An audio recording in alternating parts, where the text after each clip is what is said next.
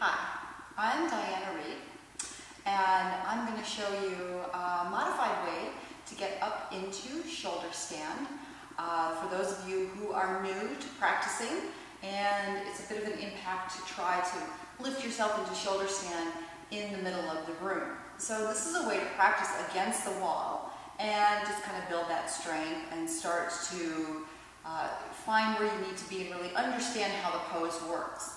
A lot of poses, we go into them and we don't really understand where our shoulders need to be, how our whole body structure plays a role, and it's difficult to learn it in a class with a lot of people. So this particular version of shoulder stand is a place where you can practice at home, you can practice safely, and it will, again, start to give you an idea of how to feel, how that works in your body. So when you're ready to lift in the middle of the room, then that makes it a little more familiar and a little easier. So the first thing we're going to do is we're going to sit close enough to a wall and bring the hips up and forward. And then we're going to lie down, and what we want to be able to do is bring the feet against the wall. So make sure you're close enough. If you can barely touch the wall or you can't get the feet flat, then you can always just kind of bring yourself a little bit closer. All right, so now that we've got the feet against the wall, we're going to feel that whole foot from the heel all the way to the toes. So we want to make sure that we're using the strong framework of our legs to help us lift, since they do play a big role when you're lifting in the middle of the room. So when you're ready then, you'll start to press the wall away with the feet and lift the hips up off the floor.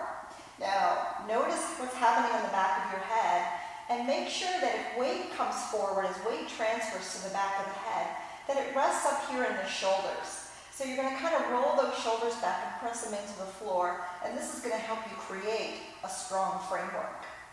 Now, if your shoulders are willing, you can kind of tuck them under a little bit, walk them under a little bit, and then you can always walk those feet a little higher on the wall.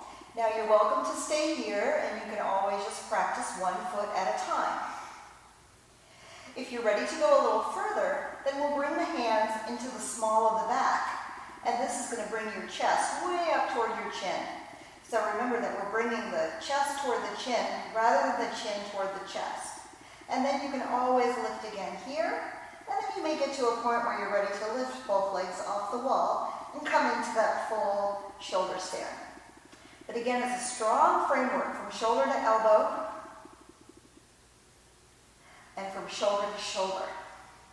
Stay for anywhere between 5 and 10 breaths, and then to return, simply bend those knees, find your wall again, release the hands, and lower the hips to the floor.